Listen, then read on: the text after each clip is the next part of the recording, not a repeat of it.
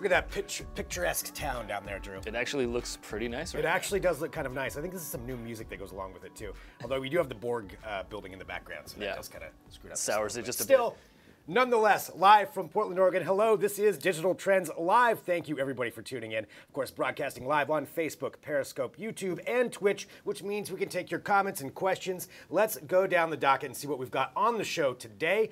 Joining us from our New York studio, we're here in Portland. We're going to go to our New York studio with our editor-in-chief, Jeremy Kaplan, here in just about 20 minutes or so, and he's going to be joined by a legit presidential candidate. Andrew Yang, who's also the founder of Venture for America, presidential candidate who is advocating the universal basic income theory, where essentially I believe he wants to give everybody $1,000 a month. So we're going to be talking to him about that standpoint and probably some more things too, along with his presidential candidacy. And so you can drop in your questions and comments for that and what you feel about that here live on the show. We're also going to be joined by Luke Larson, who has the brand new Pixel Slate in hand. We're going to go through it. He's going to review it with us. We'll take a look at what it's like, what the improvements they've made, what it's going to be like. So we've got that actually here in studio. So again, let us know what questions you have for that. And also we're going to have Joe LeMay and Jake Epstein, co-founders of Rocketbook. We're going to be topping on the show later on today. So let us know what you have to ask about that as well. I'm Greg Nibbler, and here in the studio with me in Portland, Oregon is Mr. Drew Prindle. Hello, Drew. How's it going? Doing well.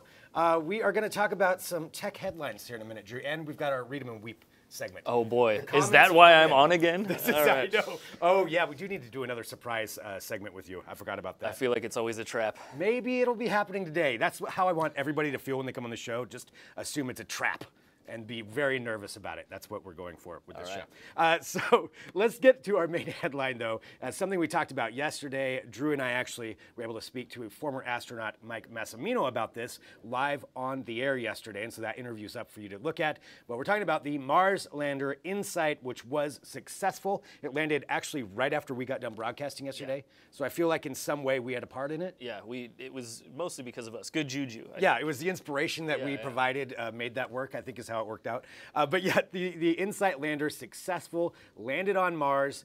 There's some of these celebration pictures. There were some really great ones that came out there from the NASA crew as they were watching this thing land. I mean, you figure that was 10 years of work for some of them, down to that 7 minutes of terror. Yeah, I can't even imagine how exciting that was to be like, all right, you're done. Yeah. You did it. Yeah, or how awful it would have been if it was just like, and we lost contact and it crashed. I mean, and that happens. It does, the yeah. ESA, the European Space Agency, it was about 2 years ago, they tried to put a lander on Mars, and because one thing failed, it just crashed. It just did not work. Just plowed into the Martian surface. Yeah, I mean, it's kind of hard to do it, but they were successful and they got some pictures back as we're taking a look here. So some pictures back from the Mars lander, and then I'm not sure when it starts, but it's going to start digging into the soil. I think 16 feet down, and it's going to test for all kinds of different things. So we'll be getting a lot of information on that. I think that's just exciting, though. Yeah. Anytime somebody's successful with something that complicated, it's just inspiring to see that, you know, we can still do it. Yeah. And people are still trying to do it. And then, you know, we have that side of it, but then we have the private enterprise side, which is something that I wanted to bring up as well, because anytime there's something with space, inevitably Elon Musk is going to get interviewed, talking about SpaceX. What's he up to this time? Well, he's got his Big Falcon rocket, which has been renamed Starship. Yes. So that is fitting, I think. I think so. So he's got the Starship that's going to be going out, and ideally, I think they want to take like 12 passengers into space at a time with that. But he was asked about Mars in particular, because if you know anything about Elon Musk, he is obsessed with Mars, obsessed with going to Mars, and he thinks he's going to do it. So much so that he said he believes he has a 70% chance of ending up on Mars in his lifetime. 70% chance he believes he's going to end up there. He also said he didn't know if he'd be able to come back, but he would at least go to Mars. And I'm curious what you think about this, Drew. I mean, that's the thing. I don't think when he says he's going to end up there, I think he really means he's going to end up there. He's going to end there? He's probably not going to be able to actually, you know, launch a manned mission to space with, you know, there's not going to be like a habitat for him to like live in or anything like that. He's just for decades. Like, well, that's it for me. So by the time that he manages to do this, I think he's going to be so old that he's just going to be on his deathbed. And, you know, I think that's the way that Elon Musk wants to go out. He's just going to be in like a gurney, like, send me to Mars. Exactly. Yeah. They'll cryogenically freeze him or whatever, and then wake him up right before he lands. He'll do a live stream, and then that'll be how Elon Musk goes out. And because it's on Mars, everybody that lands there afterward will have to look at him when they get off. His like frozen corpse or whatever. Corpse stood up there on Mars. Yeah, I can see that. You know, I mean, if that's how you want to go out. I mean, he seems dead set on it. This is not the first time that he's talked about this. Yeah. Would you go to Mars with Elon Musk? No. Even if you couldn't come back. I think what is it, like 4 years? Oh god, that would just drive me crazy. 4 years with anybody in just a tight space. Yeah, that's the thing. Yeah, I don't think I could survive the trip. Only one of us would survive. I mean, it would take me about 2 days before I started going crazy, and then I don't know how long I would handle it. Same here. Yeah. So, and what I'm saying is, who wants to go to Mars with me? That's where that's going to work out. So, anyway, talking about that, it's always exciting to be able to talk about space travel and how we're going on technology with that. So you can read all about those at digitaltrends.com. I'm noticing in the chat, Keelan just said, I wouldn't go to Plaid Pantry with Elon Musk. Yeah, I mean, I would go to Plaid Pantry with him, if I got to ride in one of his, his fancy cars. I'd just be curious to see what he'd buy. Yeah, I know. Yeah, that's true. What does Elon Musk buy at Plaid Pantry? I mean, I would read an article about that. Probably Four Loko. Maybe I'm the one that's obsessed. All right, so Elon Musk on Four Loko, I would watch that show. Just Elon Musk drinking Four Loko all day and just the things that he comes up with. I mean, once you start smoking blunts with Joe Rogan, it's a slippery slope, man. So anyway, read all about that, digitaltrends.com. We've got some more tech headlines for you. And of course, we do want to take your comments and questions broadcasting live. And let's go to our Read 'em and Weep segment that we do here every day, where we read the comments that people leave on the articles here for Digital Trends.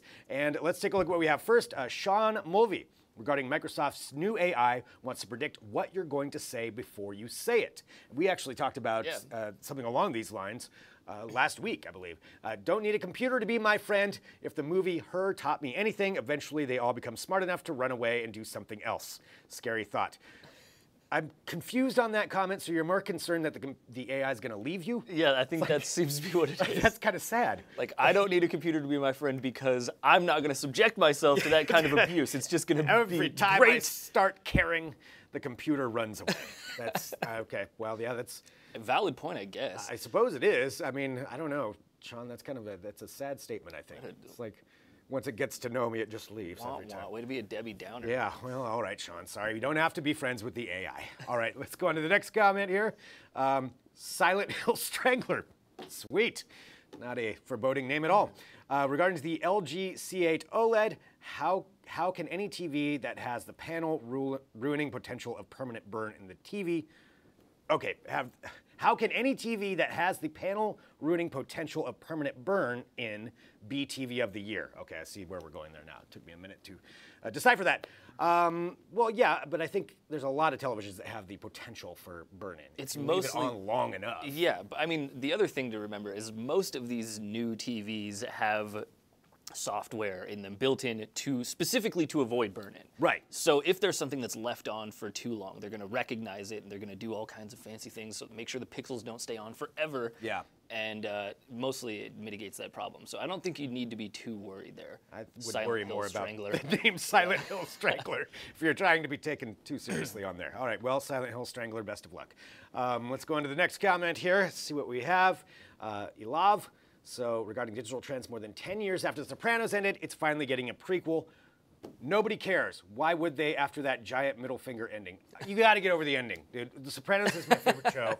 Yes, the ending wasn't the greatest ending ever, but I mean, you got to move past. You got to get. What do you think? Come on, just please don't make a prequel to a show that everybody loves. Don't ruin it by. No, but it could be great. It could be great, but it could also be awful. Like, yeah. Look at the track record of Hollywood in general. Of good prequels? Prequels and sequels. Like, it's just astronomically low odds of them being good. It's true, but it's the same. It's David Chase, though, who's back doing it. That's true, but, damn it. All right, fine. I guess you're on the side of love on this. I'm just afraid, man. Just don't ruin such a beloved show, please. Well, that is true, though. There is going to be a prequel. They're already working on it. They've already started casting for it. And it's going to be about Tony Soprano's dad. All right. Okay, fine. All right. Anyway, I'm excited about it. So there we go. Thanks a lot. Moving on. Let's talk about our next... Squirmy Bob Rankin, if words I never really wanted to say on air. Regarding NASA's retiring EO-1 satellite, changed how we see Earth. Where does it retire to? Does it get a gold watch? I'm not sure what they do when they retire those.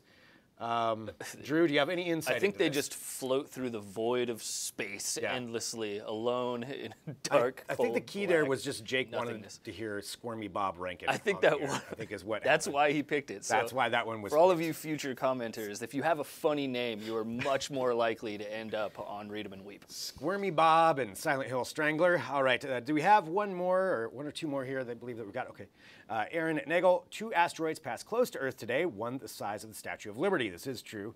There was an asteroid that passed by that was that big. If one was going to hit us, they would never tell. The Earth is running on borrowed time. Anyway, just one good hit and 75% of the population gone.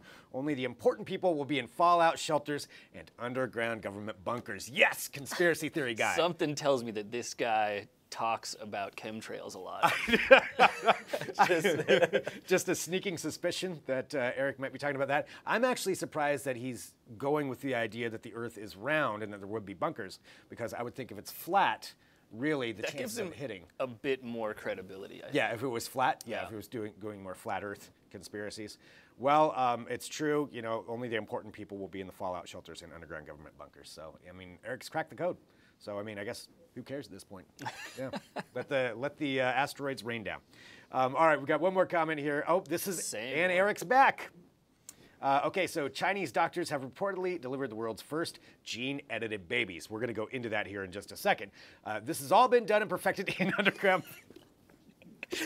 In underground bases, mixing human and animal DNA for years now. Wow, we're getting to human and animal DNA. Whatever you see in the news has already happened years ago. Dang. Dude, I'm following this guy. He's got the scoop. He does have the scoop. knows what's going on. Human and animal DNA is being mixed, Drew. Wake up, sheeple. Sheeple, actual sheeple. Oh, I man. believe so. We've got flat Earth sheeple. The chemtrails are there. It's all in underground bunkers. I mean, everything's already happened. The prequel series to Sopranos already aired. Yeah. They've already got it done.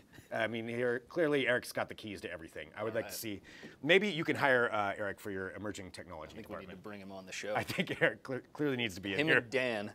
So, new hire for Digital Trends, Eric. All right, let's talk about, though, the Chinese gene editing babies, because that actually is a real news story that's happening right now. Didn't make that one up. That is We're a real not thing. making that up. And this is a story that came from the AP, first reported it, but it's try to sum this up here. Let me pull this up just so I can make sure that I have this right. So a Chinese researcher claims that he helped make the world's first genetically edited babies, twin girls born this month, whose DNA he said he altered with a powerful new tool capable of rewriting the very blueprint of life. This is from the AP. And it's basically using the gene CRISPR, where you can edit genes and for different kinds of things. I mean, some of the benefits potentially to this are malaria-resistant mosquitoes, drought-resistant plants, heat-resistant cows was one of the things that was listed, and maybe cures for diseases down the line. But this in particular, this stance, the way that they did it, it brings up a lot of ethical issues if this is true. Totally. It's if you've ever seen Gattaca, this is pretty much that. They went in and they used CRISPR to selectively turn off one specific gene. I think it was CCR5 is what it was called.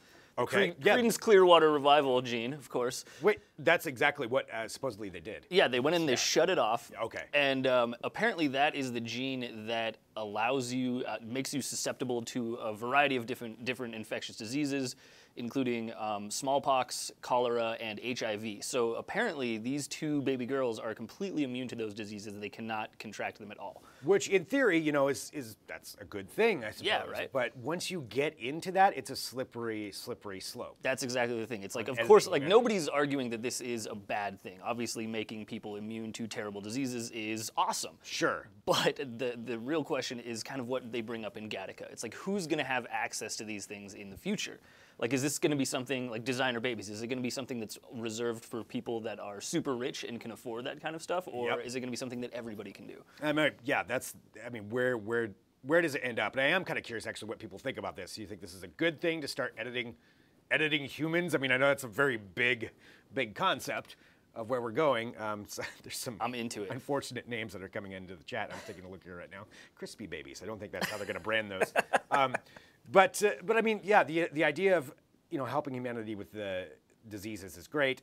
There's no way you can trust humans not to start editing it more after. Oh that, man, it's like custom designer babies. it's gonna start with like taking away bad things, but then eventually it's gonna be like adding good things. Like, dude, I want permanently blue hair, or like Yes. Actually, there is an entire book series about this from Margaret Atwood. The Mad Adam trilogy is 100% about this, where All it's right. editing humans and for Eric, splicing humans with animals. Boom, I just figured it out. So there it is. Maybe Eric is Margaret Atwood. So anyway, that's what we were talking about. So the Chinese story that they have supposedly started editing babies. I can't believe that we're actually at this point now. Like We are at this point. It's always something that you've talked about as like being in the future, Right.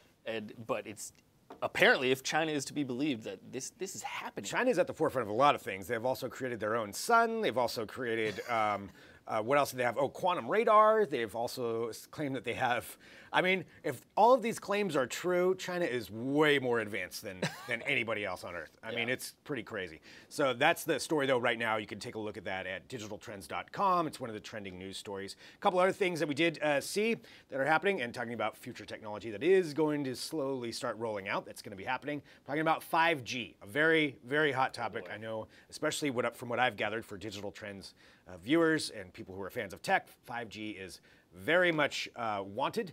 And we do know there's a lot of companies that have been testing it out. Verizon has been, AT&T has been. T-Mobile, though, is going a little bit of a different route, and they just completed their first test of sending data via low-band data transmission. So what T-Mobile has done is purchased a bunch of the lower end band spectrums, which is different than what AT&T and Verizon have been doing.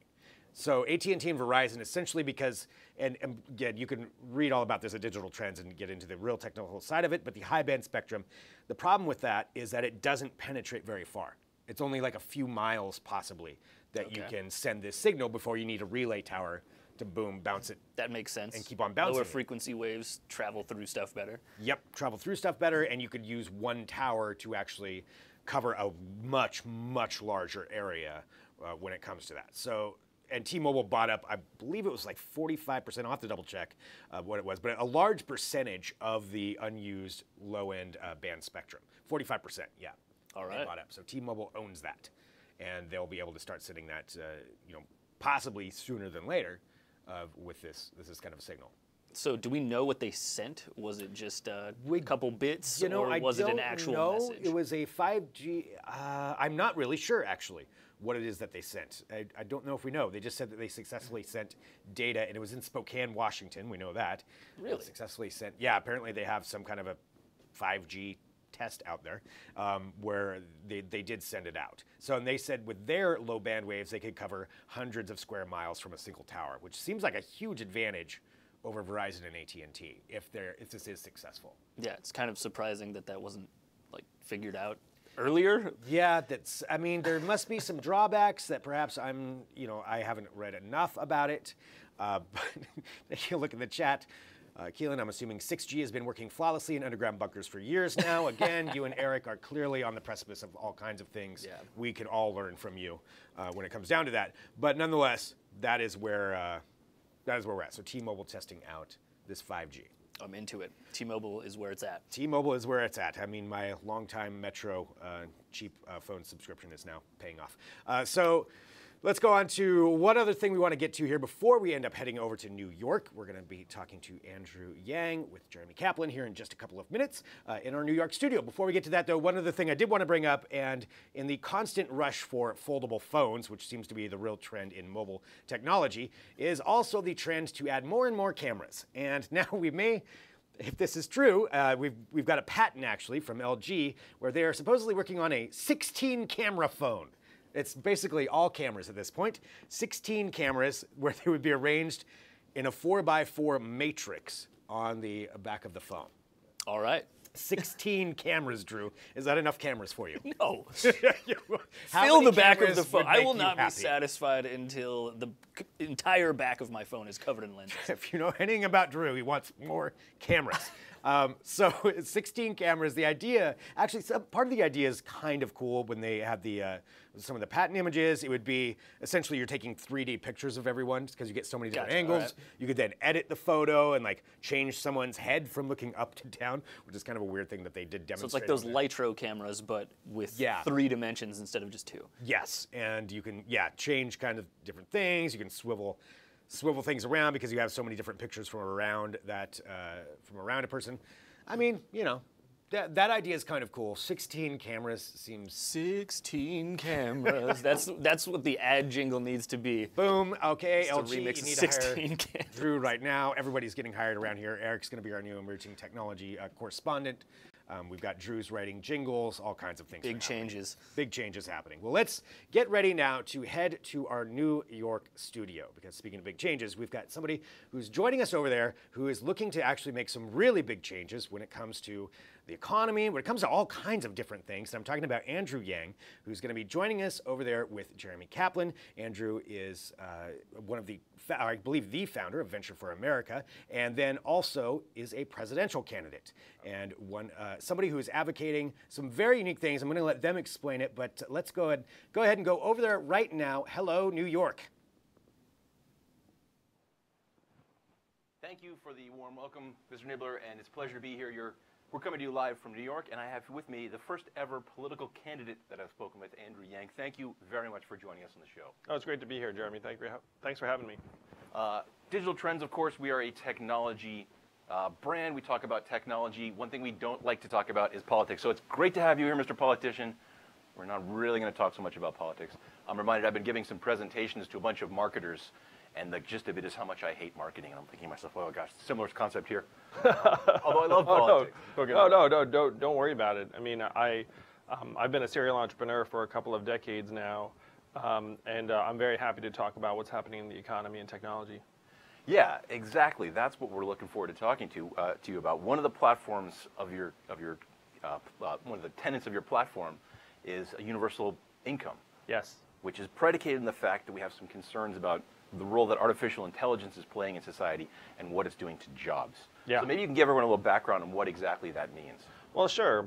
So if you look at the most common jobs in the U.S. economy, they're all getting eliminated progressively by artificial intelligence and new technologies. So the reason why Donald... Yes and no. We can argue about that. But... No. Well, I wrote a book and went into the data sets. And so if you just think about it for a moment, being a retail worker is the most common job in America.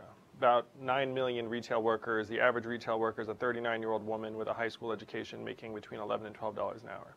Now, you don't think AI is going to actually walk in and have a robot that does the cashier's job, but we know that 30% of American malls are going to close in the next 4 years, along with a similar number of Main Street stores. And people who are watching this, you're probably seeing stores close in your main streets right now.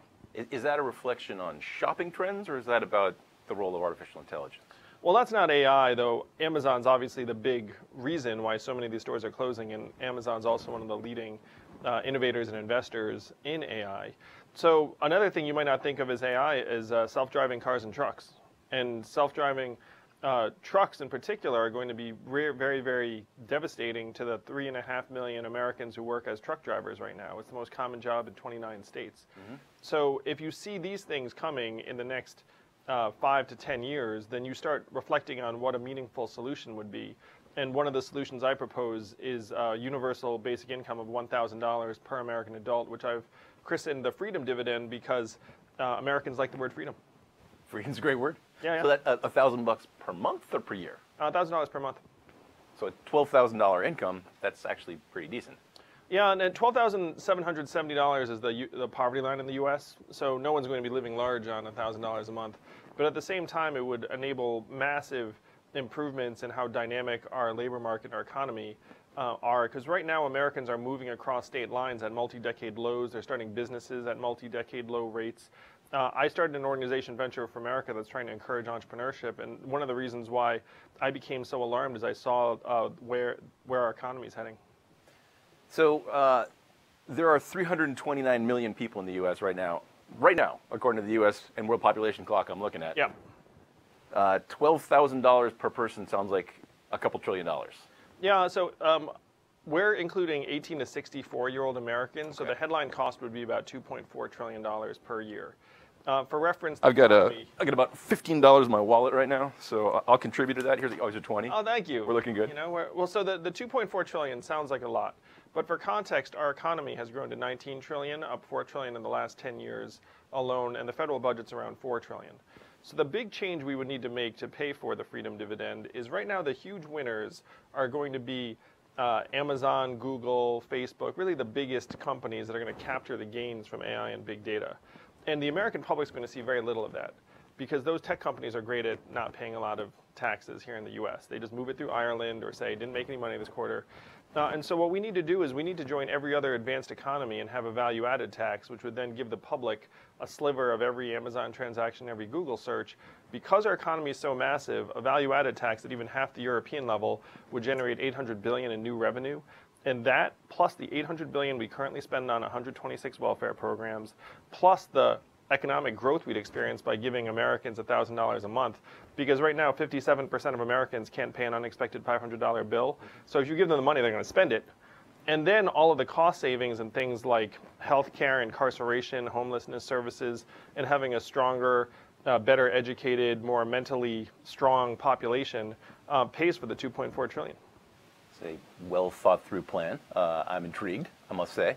A VAT tax, by the way, very common in Europe. So does that vary based on a product? Is it a percentage? Is it a flat amount? How does that get calculated? For the most part, it's a flat percentage. Okay, nice and easy. Yep. So this is a fascinating platform. I want to drill a little bit into the AI thing. Yes. Because I've heard this comment from a lot of people that AI is taking away jobs. And I would propose instead that for every job that gets taken away, AI and technology creates additional jobs. So I don't see the rise of AI and the whole issue with jobs as so much of a challenge for this country. Well, so by the numbers, it's definitely creating jobs, but it's creating smaller numbers of jobs in different places for different people with different skills than the folks that are being displaced. So if you just look at the numbers, 3.5 million truck drivers, are you going to need logistics managers and software engineers and others to manage the self-driving truck fleet? Yes, but is it going to be the same 3.5 million people? Completely not. Probably not. Probably not. And the transitions, unfortunately, right now are really difficult for many, many Americans. If you look at what happened to the manufacturing workers, we automated away 4 million manufacturing jobs, which is why Donald Trump won the election, because those jobs were in Michigan, Pennsylvania, Ohio, Wisconsin, all the states in the Midwest. Those workers did not get retrained and reskilled for new jobs. Half of them left the workforce, and then half of that group filed for disability. So if you imagine what's going to happen to the truck drivers, that they're all going to become logistics managers and software engineers, that's not going to happen.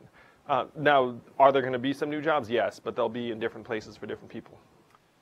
Yeah, I've heard a lot of concerns about self-driving cars, especially. There's like a whole industry that lives around just driving cars and driving people. Yeah. I mean, there are like almost 4 million people who drive a car or truck for a living in the States.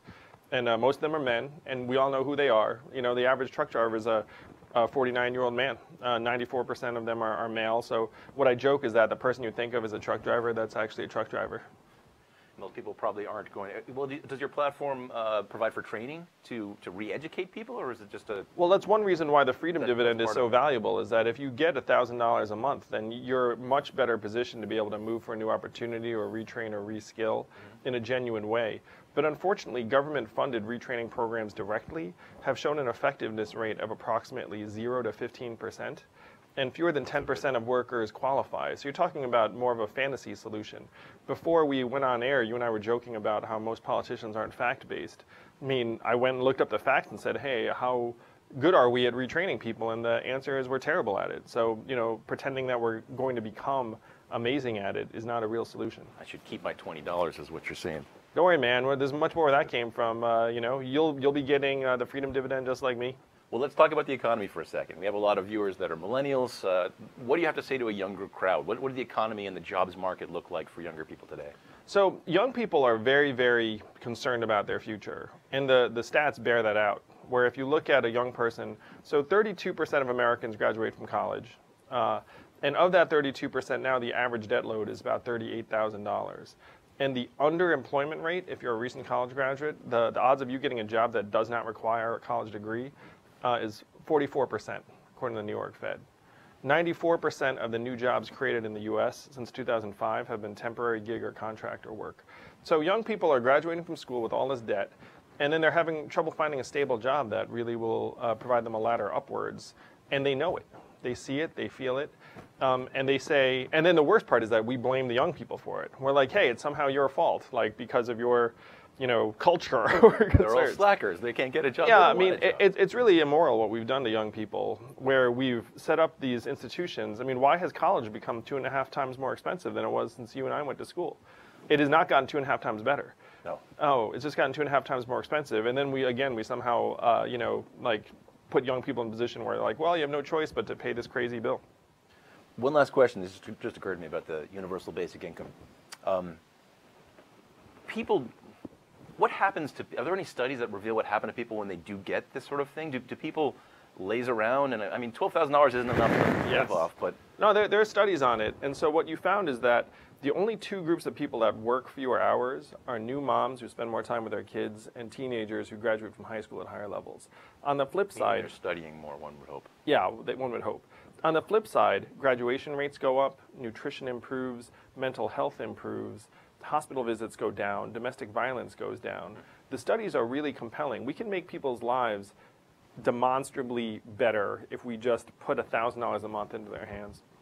You heard it here first, folks. We're going to pay you money for being you. It would also be the greatest catalyst to entrepreneurship we've ever seen, because how many people would start a business they'd want to if they had $1,000 coming in?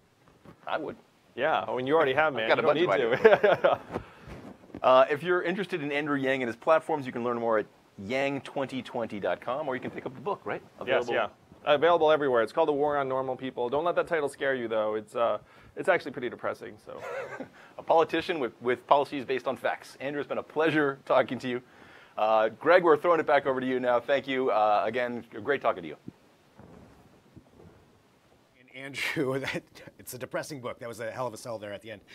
That is fascinating, though. I really loved hearing that interview, so you can check out more of that at digitaltrends.com. We'll have that interview back up. You can rewatch it later on today. Now, though, we are back here in Portland, Oregon with Mr. Luke Larson to talk about computers. And in particular, today, the review just came out. That's right. This is the Google Pixel Slate that we have in hand here. Yeah, one of the last big laptop 2-in-1 releases of the year. This is it. This is the last one of that we're going to see come out before the holiday season kicks in. Yeah, so. Kind of, because now I feel like new releases, they start slowing down. Totally. The closer we get to CES and kind of everybody goes just into a coast mode right now. So, which I'm okay with. Yeah, right.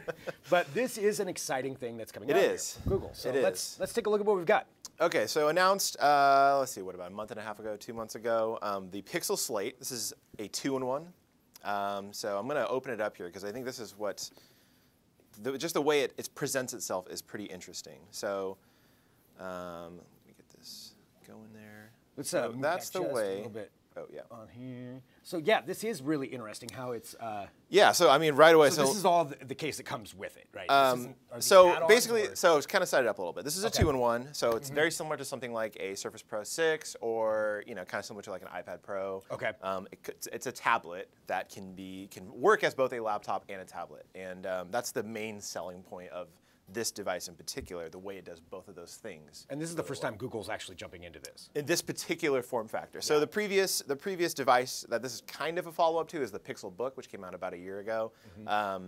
Not a 2-in-1 in that it rips apart like this one, but it had a 360 hinge, and you could use it as a tablet. But this is really the first one that of its kind. Where you can actually break it apart. Yeah, kind of like Surface. So the way I wanted to show, the way that it attaches here is really interesting. It kind of takes a couple different ideas from other 2-in-1s, but basically the top of this Folio keyboard just magnetizes to the back of the tablet, and then it's really easy to...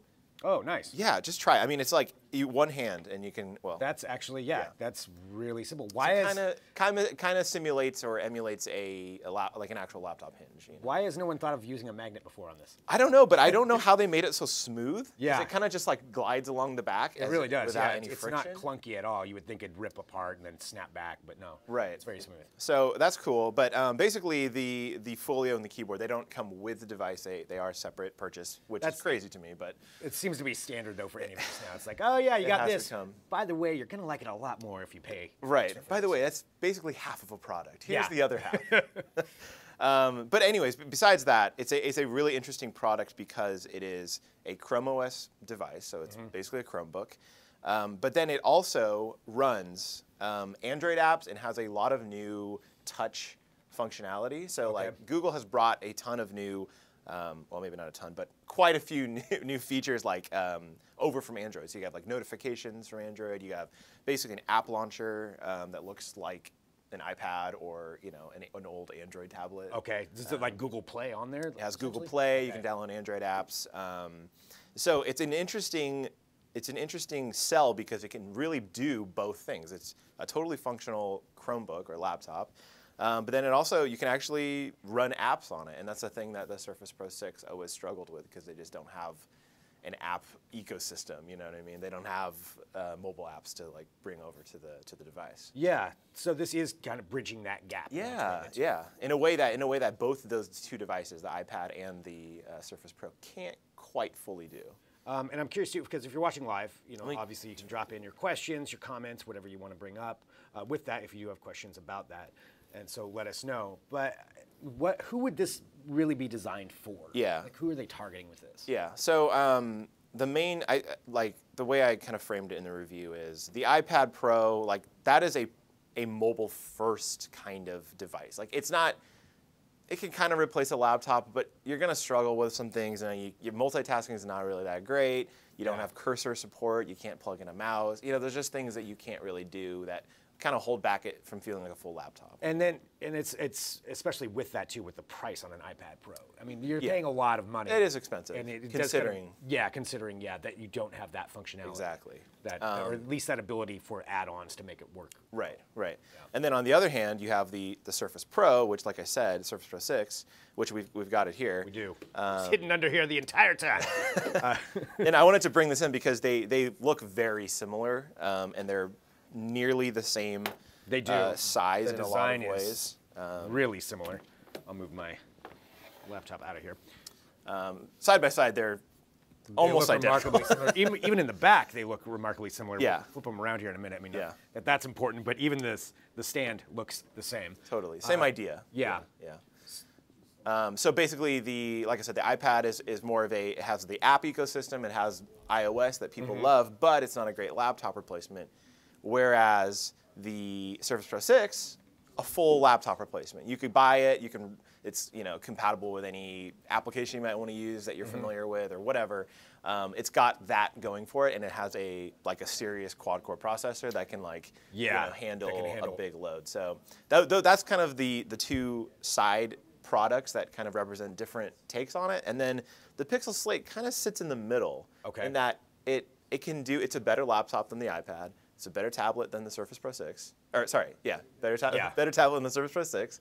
But I wouldn't say it's better at the other thing than those two devices. So it really does sit right in that middle. It sits right in the middle, and it can handle both things. So is that what Google was trying to go for with this? For sure. Yeah. I talked to the project manager, and they talk a lot about trying to bridge that gap. Yeah. And the fact that they have Android apps and they can bring them over to Chrome OS devices, they see it as bridging those two worlds and kind of doing something that no one else is really either able to do or willing to do. In terms of Apple, they're not really willing to do it. Yeah, Apple just kind of has their system. This is what we do. And they're not they've said over time and time again that they don't want to start merging Mac OS and iOS. They kind of want to keep those separate. Right. So taking a look here in the chat, we've got a couple of questions.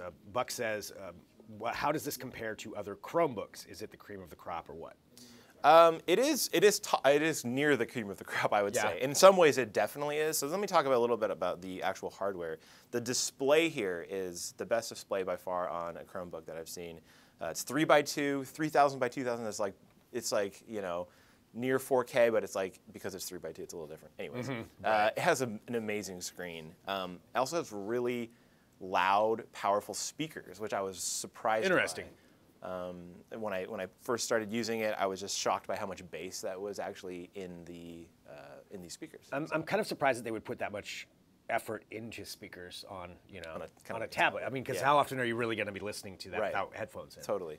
But basically, they've it's a nice got, bonus, though. I mean, it is, and when they're forward firing, so unlike a laptop where they're usually underneath or on the keyboard deck or something like that, these are firing right at your face. Okay. And because they're stereo, you get a really nice like stereo separation. You can hear. Is this idea just for watching movies? Or watching something movies, listening to music. Okay. Yeah, media. It's a media device It really in is. that way. Okay. Focus towards that. So anyways, great display, great speakers, and the one thing that probably people will hate, although this is something that they get from the iPad, no headphone jack. Oh, so you got okay. 2 USB-C ports, one on either side, which is one more than the iPad. So you have good speakers, nice. you just don't have a headphone jack. You do not have that. Like, you don't. We just want you to use the speakers. All right. And that's going to be, I know that'll annoy people in terms of like this actually being a laptop replacement.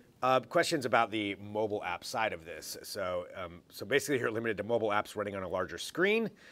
Does Google Slate mean you aren't going to use desktop apps anymore? I mean, basically you can't use desktop apps on a Chromebook. Like you have Chrome. Yeah. You have the Chrome browser. And what, in my experience, when you're using it as a laptop, it really is best to just use the Chrome browser. The Android apps that you can use, they work, but a lot of times you're like very aware of the fact that they're not made for a. It's clear that this is an Android app. And Totally, yeah. Like full screen sometimes gets a little funky. Some of the like cursor stuff is a little bit weird, but when you're using it as a tablet, it does actually work, pretty well. So I would say like when you're depending on what mode you're using, they do have something that makes sense for each mode. But when you start crossing wires, you're like, oh, you start getting into weird things, and you're like, I shouldn't. This is wrong. This feels this wrong. shouldn't be happening like this. Well, Yeah. the Pixel Slate. So is it available to purchase now? I believe so. Yeah, I Okay. believe so. The review went up this morning, and I believe it's for sale now. And so one last interesting thing about it is there's a ton of configurations available. So it starts as low as $600. That's Okay. the base model. Comes with an Intel Celeron processor. So we do not recommend people buy that one, basically. I was gonna say at that point, what's the point? Yeah, it's not going to be, especially if you're looking for something that can actually do the 2-in-1 thing. Like, Right. It's going to struggle, and beyond kind of some basic, Basic basic functionality. usage. So the one we have here is a $1,000 model, right in line with the iPad Pro and $100 more than the Surface Pro 6.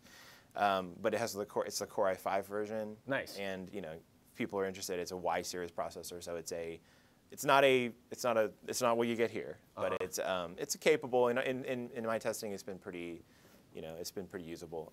But so that's the one that we'd recommend people get if they're interested in it. And of course, you can go up from there. And then you can upgrade even further on. Right, you can get past the Core that. i7 version. You can Okay. put in some more storage. I like that idea that they do have the different versions available. They're not saying like this is it, this is the one you're gonna get. Right. You're Well, stuck, but and when you think about it, Apple has the iPad, which Yeah. is only $330. Yeah.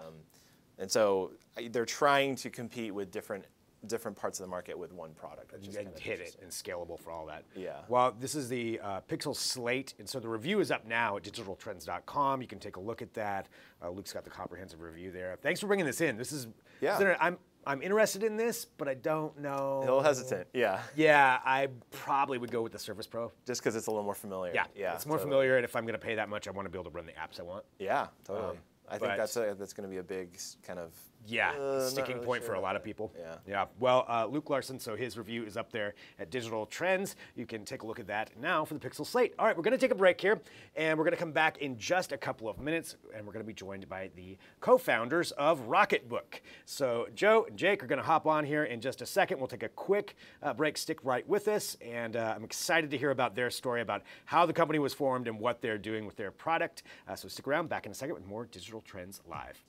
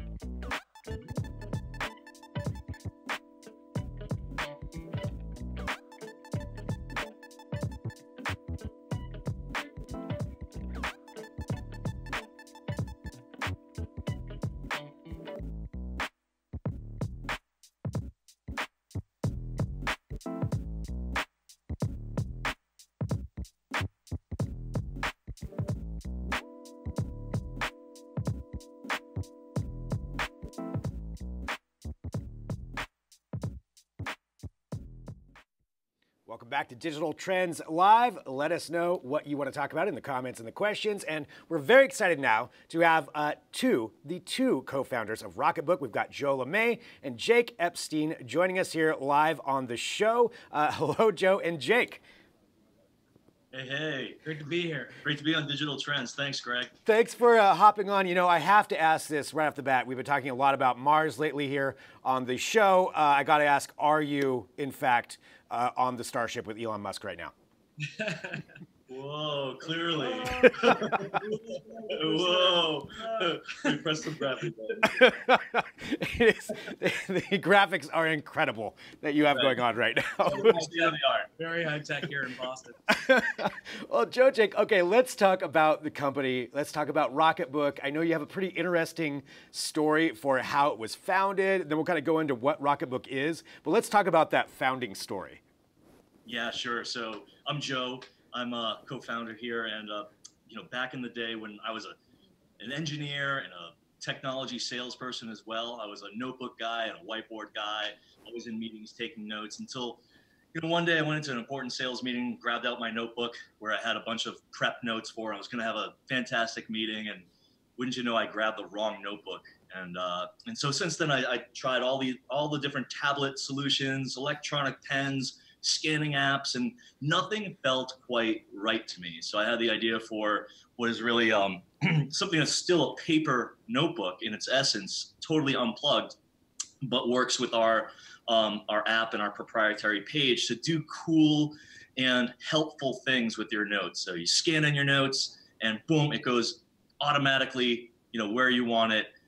That was the initial idea of the product. When I was working on it, I was trying to think who could help me with this, and I was having a couple beers at the Sligo pub in Somerville. The truth is, Joe pitched this to me at a complete dive bar over in Somerville, and it's a great story because he started getting going, and I immediately got excited, not just because I'm a notebook guy, but I was thinking that from a commercialization standpoint, we're so busy building technology into bikes and sneakers and toasters, and meanwhile the notebook was just sitting there collecting dust. In fact, the cool notebooks are made to look like they're from the 19th century. And so we just got on this roll at the Sligo, and within a couple months, we had our first Indiegogo live for the Rocketbook Wave. I mean, we woke up the next morning, shook off our hangover, and got to work. And then we launched it originally on Indiegogo as a crowdfunding campaign where we had some working prototypes. Things were kind of working-ish, right? Enough to put a video together, and we press go on that, and you get a little notification every time you get a backer, and it was cool. We'd hear a little ding every once in a while. But on the third day, we got in that Indiegogo newsletter, and Jake and I were staying at an Airbnb in San Francisco at the time after launch, and I thought the app broke. Yeah, it was just going bing, bing, bing, bing, bing, bing, bing, bing, bing, bing, and we did, on our third day after launch, we did 100K in one day, and we then realized, hey, maybe we have an idea here. We actually better get to work and finalize this product. Yep. That is really, it's impressive on a number of levels. I can only imagine how satisfying that is, hearing the ding when you put so much time into it, but also just that it survived the a few drinks in at a bar, because I've heard a lot of ideas pitched at bars, and for it to make it actually this far, I mean, obviously you had something that was legitimate past that. So congrats on surviving that side already. But you got this going, you start getting the backing. Where do you go from there? And then I want to get into the actual product itself, but you get the backing, and then you said, now we actually have to come up with something. So what's that next step that you had to take? Yeah, well, our original product, our first product, was a notebook that had these digital capabilities that worked with the app, but you could reuse it by putting the notebook in a microwave, and it would all erase, right? So Rocketbook Wave right here. Right, everything is microwave safe, it's engineered, etc. But to get this thing to work properly in one microwave was pretty trivial, but in all of these microwaves around the world was more complicated. So we were a little late going through testing and getting things out to backers who had pre-purchased it, but we finally got it out. And then Shark Tank gave us a call after they saw our big multi-million crowdfunding campaign. We just got things out to backers, and then we got on Amazon, and we filmed for Shark Tank in September of 2015. 16. 2016. 2 years ago. Yeah. So you want. and it's just been a rocket ship, since then.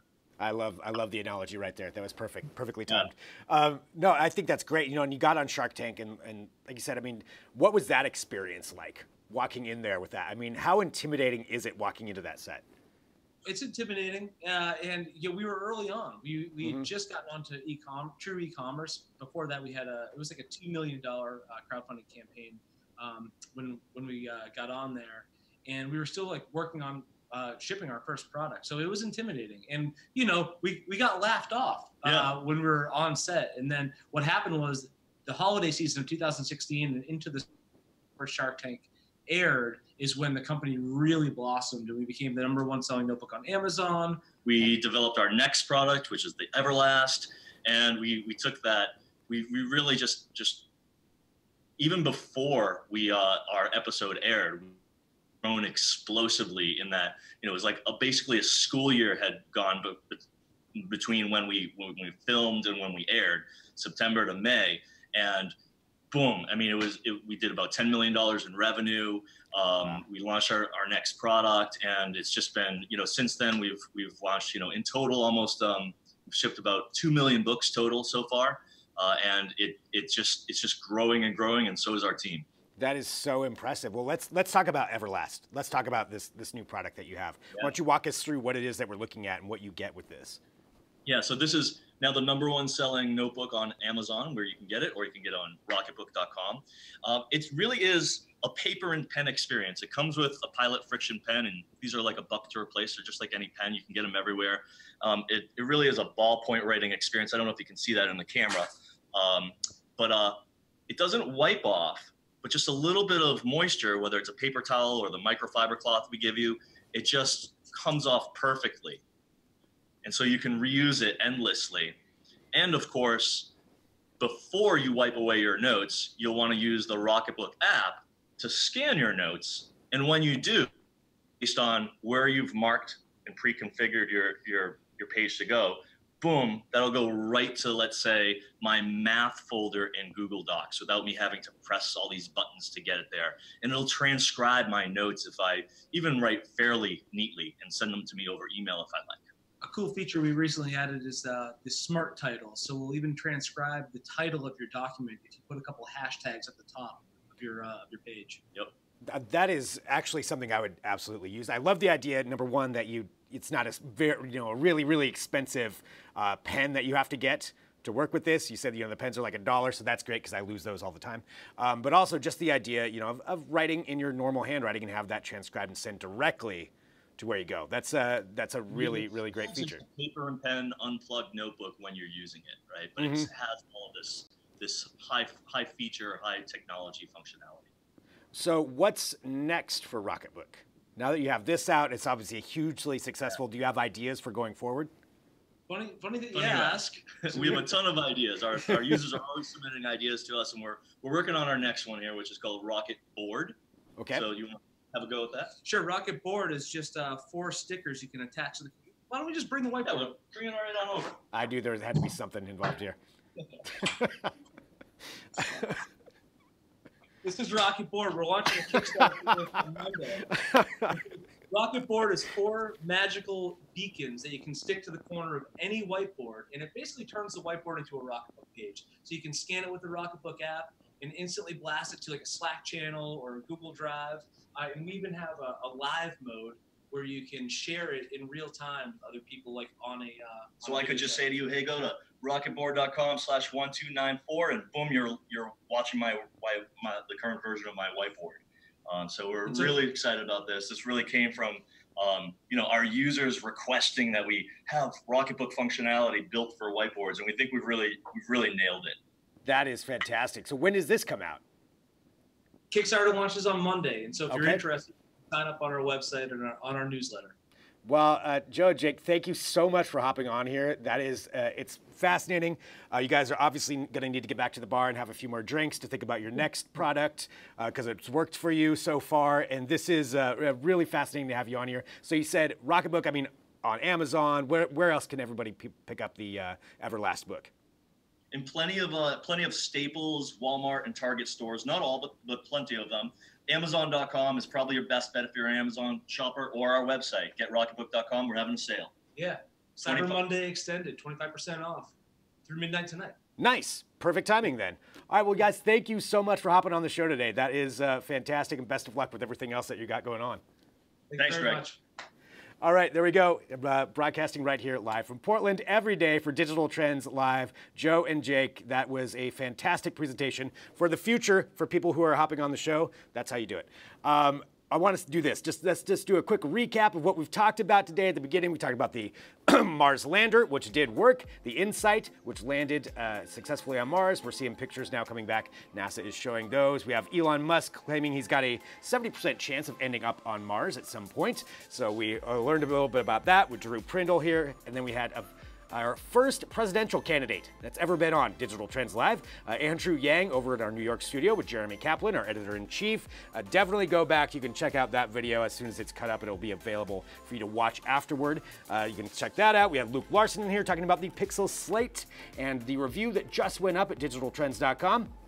Read all about that, and then Joe and Jake from Rocketbook with their really fascinating story about how they created their company. It has been a fun show today, and every day is fun here at Digital Trends Live because we get to talk to you directly. We get to see your comments, your questions. We read them every day for our Read 'em and Weep segment, and yeah, we really enjoy interacting with you. So make sure you hit subscribe, so that way you can get notified when we go live with this show and all of our other shows here at Digital Trends. This show in particular goes live 9 a.m. Pacific every weekday, noon Eastern, and we are here with you, bringing you the tech headlines, bringing you interviews, bringing you all kinds of things every day right here with Digital Trends Live, and we'll see you right back here tomorrow with another episode.